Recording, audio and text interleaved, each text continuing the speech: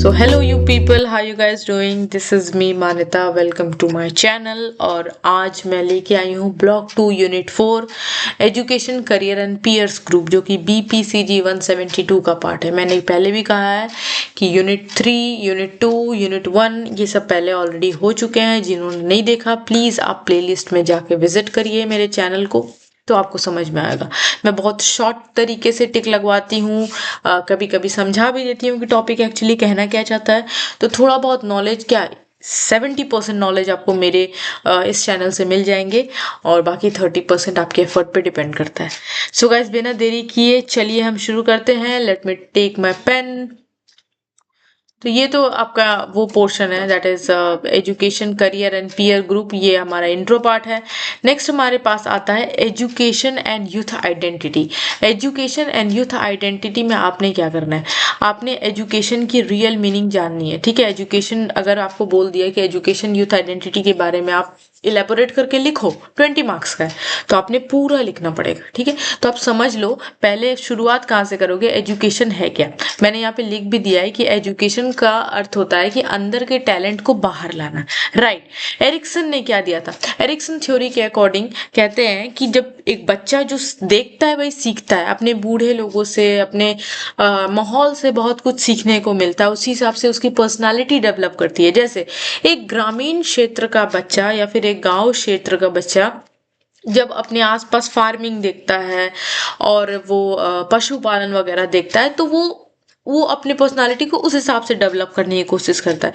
और उसी तरह एक शहरी क्षेत्र, एक टाउन क्षेत्र का जब बच्चा होता है तो वो क्या करता है, वो बड़े बड़े इंडस्ट्रीज देखता है, अलग अलग टेक्नोलॉजीज को विजिट करता है, मशीन्स को देखता है, तो वो उस हिसाब से बनने की कोशिश करता है। तो यहाँ पे मैंने लिखा है कि children are train to perform the task of their society, they build the sense of competence. अर्थात है, सिंपल सा मतलब है कि जो वो देखते हैं उसी हिसाब से अपनी पर्सनालिटी को या फिर खुद को परफॉर्म करने की कोशिश करते हैं सोसाइटी के सामने। नेक्स्ट आता है आश्रम थ्योरी। आश्रम थ्योरी का अर्थ है कि स्टूडेंट अपने घर छोड़कर गुरुजी के आश्रम में रहते हैं। एग्जैक्टली हम लोग पुरानों में देखे हैं, हम लोगों ने कार्टून्स वगैरह में भी देखे हैं कि गुरुकुल सिस्टम जो हमने देखा है कि एक ऋषि मुनि होते हैं जो एज अ टीचर होते हैं, उसके बहुत सारे शिष्य होते हैं। हमने एकलव्य की कहानी भी सुनी है ना, तो उसी से इन्फ्लुएंस्ड है। नेक्स्ट हमारे पास आता है मैक्रो इन्फ्लुएंस ऑन एजुकेशन। इनके पॉइंट्स जो है, ये तीनों पॉइंट्स, इसको आपने समझना है। पॉइंट्स को समझना बहुत जरूरी है, क्योंकि इतना ही सा आपने नहीं लिखना है। ठीक है, तो रटोगे तो इतना ही सा लिख के आओगे, और इतना सा लिख के आओगे तो मैक्सिमम मुझे लगता है मुश्किल से 1 पेज खत्म हो पाएगा। ठीक है, आपने लिखना 2 से 3 पेज में। राइट। तो अगर समझोगे तो 3 पेज लिख पाओगे, और अगर रटोगे तो 1 पेज में मुश्किल से लिख पाओगे या नहीं, पता नहीं है। ठीक है, okay, so will go to the next part. Next हमारे पास आता है that is impact of education on identity development. अर्थात एजुकेशन का क्या महत्व है आपकी पहचान पे। इसके कुछ पॉइंट्स हैं कि आपकी पहचान किस टाइप की है। आपकी अगर पहचान, जैसे आपकी जो आइडेंटिटी है आपकी एजुकेशन पे बहुत डिपेंड करती है। ठीक है, तो कैसे आइडेंटिटी आपकी डिपेंड करती है, वो आपके बिहेवियर पे, आपके वे ऑफ स्पीकिंग, सब में आपकी एजुकेशन झलकती है। कहने का मतलब है एजुकेशन सिर्फ बुकिश लैंग्वेज को पढ़ लेना ही एजुकेशन नहीं है। एजुकेशन हर चीज में आपकी दिखती है, आपकी बोलने का, आपके पेशेंस का तरीका, आपकी behaviour, personality, way of talking, walking, what ever, a lot of thing. Right. Next हमारे पास आता है वर्क एंड करियर के बारे में बात करेंगे। Work and career. So work and career में हमारे पास ये सारे टॉपिक्स आपने एक बार रिवाइज कर लेना है, सबको अच्छे से समझ लेना है।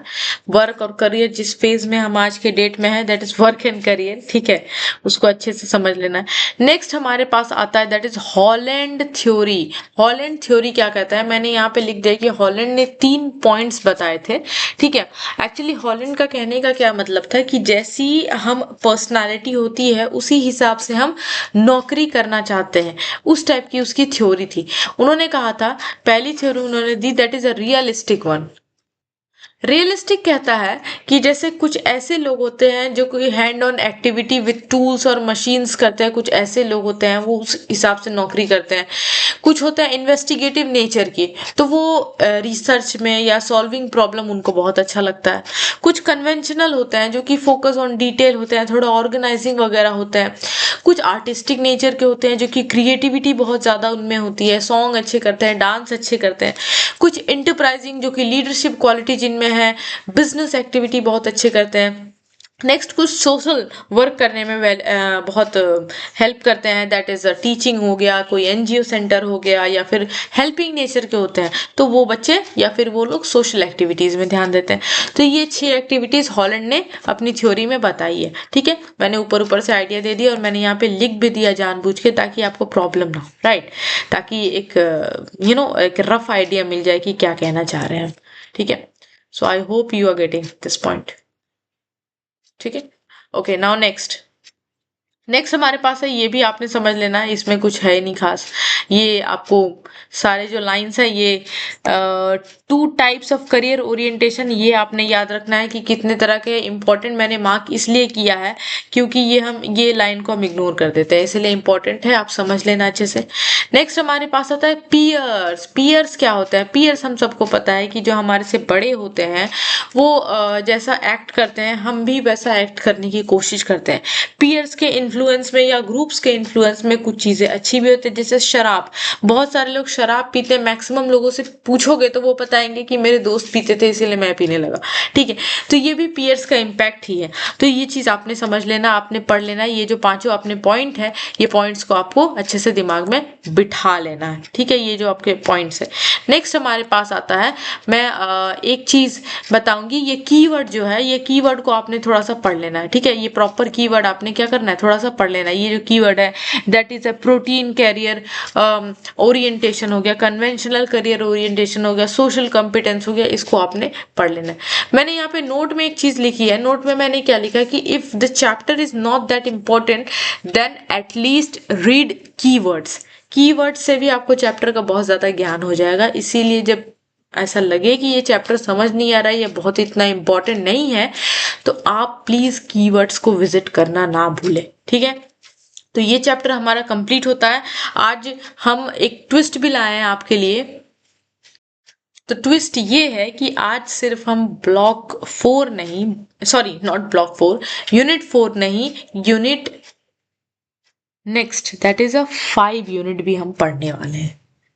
ऑफ कोर्स आई होप कि आपको समझ में आ रहा होगा मैं क्या कहना चाह रही हूँ। मैं यूनिट 5 भी आज पढ़ाने वाली हूँ, बताने वाली हूँ, टिक लगाने वाली हूँ, इसलिए क्योंकि इस यूनिट 5 में कुछ नहीं है, बहुत उतना इम्पोर्टेंट कुछ है नहीं। सो प्लीज आप अपने पेज को टर्न ओवर करें और मेरे साथ टिक लगाएं यूनिट 5 को। सी शुरू होते ही खत्म हो गया। दैट इज यूनिट 5 होता है youth culture, influence of media and globalization. बिल्कुल आपसे रिलेटेड चीजें इसलिए मैं बोल रही हूँ क्योंकि यूथ कल्चर में मीडिया, सोशल मीडिया का क्या इन्फ्लुएंस है, ये सब चीजें हैं, आपने बहुत अच्छे से आपको आता है।